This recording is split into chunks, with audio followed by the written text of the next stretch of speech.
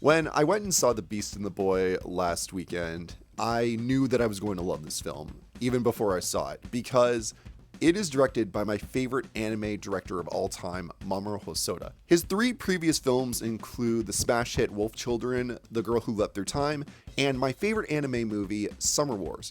He also did the Digimon movie back in the early 2000s, which it really doesn't hold up that well, but I still love it for nostalgic reasons.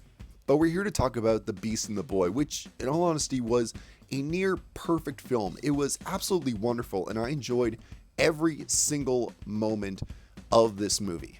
Our main character in the story is a boy named Kyuta who runs away from home after the death of his mother and finds himself in the Beast Kingdom, a land inhabited by anthropomorphic animals. Anthropomorphic means that they walk on their hind legs, they can reason, they have intelligence just like humans do. They just, look like animals. In a desire to become stronger, Kyuta becomes the pupil of the hot-headed swordsman Kumatetsu. And even though initially these two do not get along at all, they spend just all their time fighting, eventually they become super close and form the bond of a father and son.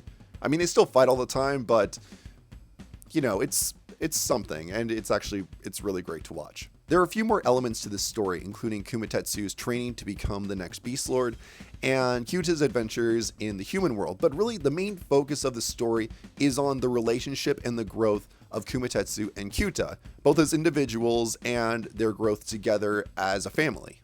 One thing that I really love about Momuro Hosoda's work is that the characters he creates are very, very relatable. They go through situations that many of us can, relate to and probably have experienced at some point in our life. And it's through these major themes that he's able to create a bond with his audience. The reason why I love Summer Wars so much is because it's a film about family, and family is very important to me. It's a major part of my life. In Momuro Hosoda's past films, I love every single one of the characters he's created. Every single one. They're there for a reason, and their being there is important, no matter how big or small their actual part in the movie might be. And the same goes for The Beast and the Boy. Every character in this film is there for a reason. And sometimes it's just to be comic relief, sometimes it's just to be standing in the background and offer the audience a bit of insight into a situation, but they're there for a reason, and I just love the characters that he creates. Our two main characters, Kumatetsu and Kyuta, are what you would call opposite sides of the same coin. They've both gone through a lot of tragedy in life. They both feel that they've been abandoned and don't have anyone that they can really rely on. And yet, there is this difference between them. Kyuta has this willingness to learn. He has this adaptability that, unfortunately, Kumatetsu lacks. And Kumatetsu has this strength and this knowledge that Kyuta does not have, unfortunately. I almost screwed up his name, but I think I got through it. And unlike other martial arts film where there is a clear master and there's a clear apprentice, these two are able to learn from one another. They're able to become stronger together. Sure, Kumatetsu is still technically the master in this film, but as the film develops, the line between master and pupil kind of blurs, and these two become teacher and student for each other. The supporting cast for this film is also just wonderful. You have Kumatetsu's two friends who often have to act as the voice of reason. You have Iozen, who is Kumatetsu's rival for the seat of the Lord of the Beasts, as well as Iozen's family. And then you have the actual Lord of the Beasts, who, for the majority of the film, is my favorite character out of every single character in this film, because he is just hilarious. He drops in randomly, offers bits of wisdom, and then just disappears like the Cheshire Cat in Alice in Wonderland. He's just great fun to watch, and this film would be sorely lacking if it didn't have a character like him. One of the main reasons I love Momuro Hosoda's work so much is his attention to detail. Everything that he creates is so wonderfully detailed, whether it's an urban environment or it's a very natural environment. There's so much detail that goes into it, and it really, really just draws you in. It draws the audience in and makes it feel like, wow, there was a lot of work that was put into it. And The Beast and the Boy looks equally spectacular. In fact, it might even look a little better than what he's already done. And that's saying something, because Wolf Children was beautiful, just absolutely beautiful. Every single scene in this movie is beautifully animated. Every single movement, every single shot is done with a purpose. And I really appreciate how much work was put into just making this film look wonderful. But the main question right now is, what's the message of The Beast and the Boy? What are we supposed to get out of it? Where is God in this film? Well, there are two examples that I found. The first one I didn't even notice. A friend of mine, she actually pointed out to me when we went and saw the film. The first message I think in this film is actually a parable from the Bible. Not only just a parable, but the parable that we read several weeks ago in the gospel. The story of the prodigal son. In this film, you really have two examples of the prodigal son story. They're not perfect retellings of the prodigal son, but they contain elements of that parable. And overall, they contain the same message. The first prodigal son example that you see in this film is the relationship between the beast lord, who is the father in this case. You have Kumatetsu, who is the prodigal son, and you have Yozen, who is the faithful son. The second prodigal son moment you see in this film is the relationship between Yozen and his son.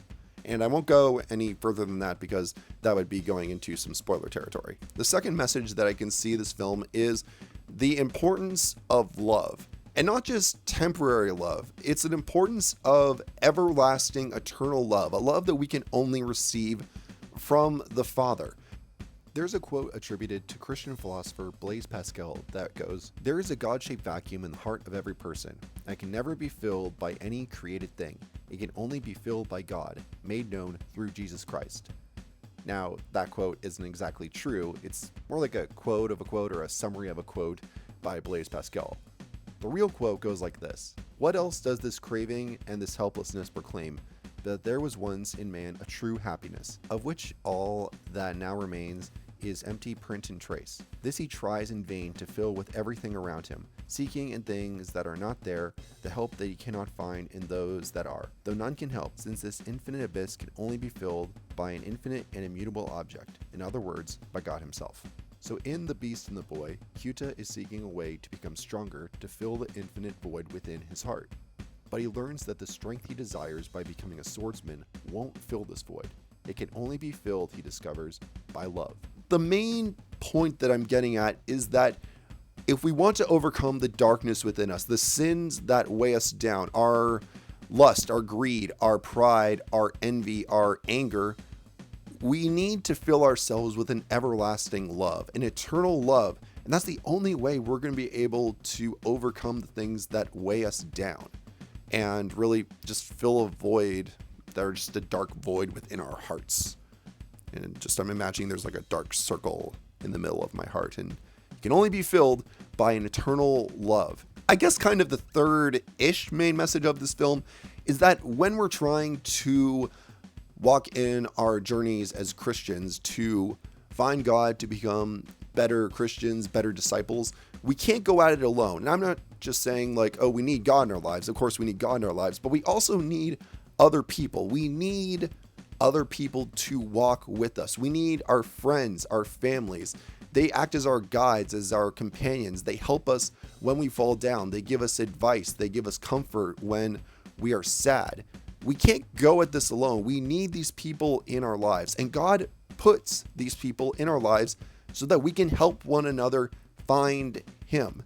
So it's an important message for all of us. Never take the people in your life for granted because they're there for a reason.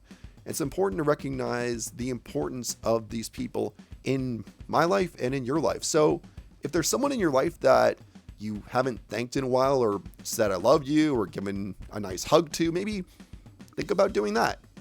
I certainly am. Thank you for watching this review of The Beast and the Boy. If you haven't seen yet, please go watch it. It is a fantastic film. Really, the only complaint I have about this film is that when I went to go and see it, I unfortunately signed up to see the subtitled version of it and not the dub, which I thought was weird because Funimation has been like, oh yeah, we have the movie dubbed. It's all prepared. You're going to see the dub version. And then we get there and it's, oh yay, subtitles. Oh, subtitles. So I'm going to eventually see the dub version, or I'm going to have to buy the DVD. Well, I'm definitely going to buy the DVD or the Blu-ray because I want to watch this film over and over and over and over and over and over and over again, and then I want to throw it at someone and say, here, now you watch it. I probably won't throw it at someone. I'll probably gently hand it to them and say, here, please watch this. It's a great film.